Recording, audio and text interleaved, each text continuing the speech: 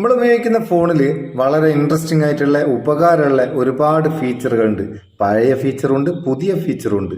പഴയതായാലും പുതിയതായാലും mostly ആരും ഉപയോഗിക്കാത്ത ഒരുപാട് ഫീച്ചറുകൾ നമ്മൾ വീഡിയോ ചെയ്തിക്ക് ഇനി ഒരുപാട് ചെയ്യാനുണ്ട്. അതുപോലെ ഇൻട്രസ്റ്റിംഗ് ആയിട്ടുള്ള ഒരു പഴയ ഫീച്ചറാണ് ഇന്നത്തെ ഈ വീഡിയോ. അടിപൊളി ഫീച്ചറാണ്. വീഡിയോ കണ്ടു നോക്കുക, നിങ്ങൾക്ക് ഉപകാരം തോന്നിക്കേണ്ട ഉപയോഗിക്കുക, എന്നിട്ട് ചങ്ങായിമാർക്കൊന്ന് ഷെയർ ചെയ്ത് കൊടുക്കുക. ഇന്ന് നമ്മൾ നോക്കുന്ന ഫീച്ചർ എന്താണെന്ന് വെച്ചാൽ മിക്കവാറും ഫോണിലുള്ളതാണ്. എല്ലാ ഫോണിലും എല്ലാ ഫീച്ചറും ഉണ്ടാകില്ല, അതൊരു വശം. പക്ഷേ ഇത് ഒരുവിധം ഫോണിലൊക്കെ കാണുന്ന ഒരു ഫീച്ചറാണ്. ആദ്യം അതെന്താണെന്ന് കാണിച്ചു തരാം. ഞാനിപ്പോൾ ഒരു ഗൂഗിൾ ഓപ്പൺ ചെയ്ത് ഒരു പേജ് എടുത്ത് ഇതിൽ കുറേ വായിക്കാനുണ്ട്. ഇത് എനിക്ക് വായിക്കാൻ ഞാൻ എന്ത് ചെയ്യുന്നത്, ഇവിടെ ഒരു ബട്ടൺ കാണുന്നുണ്ടോ താഴെ ഭാഗത്ത്, ഒരു മനുഷ്യന്റെ രീതിയിലുള്ള ഒരു ബട്ടൺ. അതൊന്ന് ക്ലിക്ക് ചെയ്തിട്ട് ഒന്ന് ക്ലിക്ക് ചെയ്ത് കൊടുത്ത് അതെങ്ങനെ വായിക്കുന്നുണ്ട്.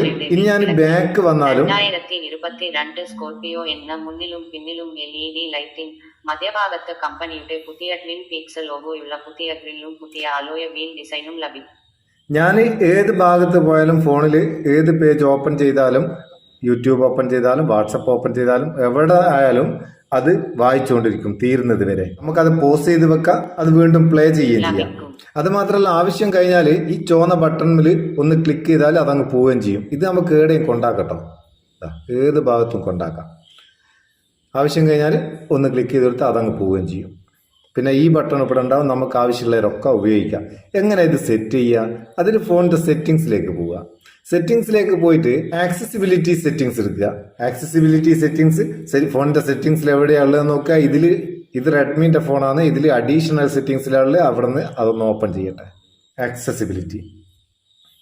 ആക്സസിബിലിറ്റി എടുത്തിട്ട് മേലെ കുറേ ഓപ്ഷൻസ് കാണാം. ഇതിൽ രണ്ടാമത്തെ ഓപ്ഷൻ വിഷനുള്ള ഓപ്ഷൻ എടുക്കുക. ഇതിൽ നിങ്ങൾക്ക് സെലക്ട് ടു സ്പീക്ക് എന്നുള്ള ഒരു ഓപ്ഷൻ കാണാം, അതൊന്ന് ഓപ്പൺ ചെയ്യുക.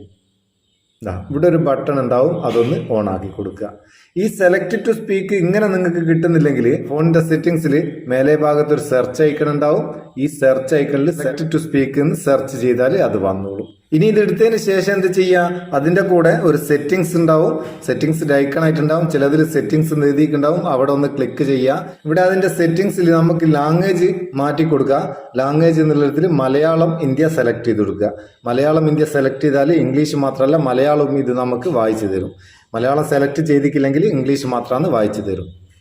അത് മാത്രമല്ല, ഇതിന്റെ സ്പീച്ച് റേറ്റ്, പിച്ച് ഒക്കെ നമുക്ക് ഇവിടുന്ന് അഡ്ജസ്റ്റ് ചെയ്യാം. ഇനി റീഡ് ഇൻ ബാക്ക്ഗ്രൗണ്ട് എന്നുള്ള ഒരു ഓപ്ഷൻ ഉണ്ട്, അതൊന്ന് ഓൺ ആക്കി കൊടുക്കുക. ഇത് ഓൺ ആക്കിയാൽ മാത്രമാണ് നമ്മൾ വായിക്കുന്നിടത്ത് നിന്ന് വേറെ പേജിലേക്ക് പോകുന്നവരും അത് കണ്ടിന്യൂ ആയിട്ട് വായിച്ചു തരും.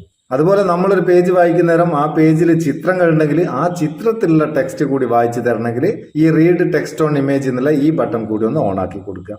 ഇത്രയും ചെയ്താൽ മതി, സിമ്പിളാണ്.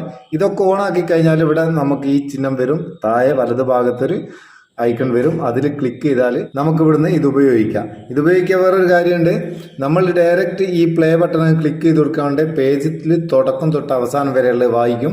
അല്ല, നമ്മൾ ഇത് ഓപ്പൺ ചെയ്തതിന് ശേഷം ഏതെങ്കിലും ഒരു ടെക്സ്റ്റ് മേലൊന്ന് ക്ലിക്ക് ചെയ്താൽ ആ ടെക്സ്റ്റ് മുതൽ താഴേക്കുള്ളത് വായിക്കും.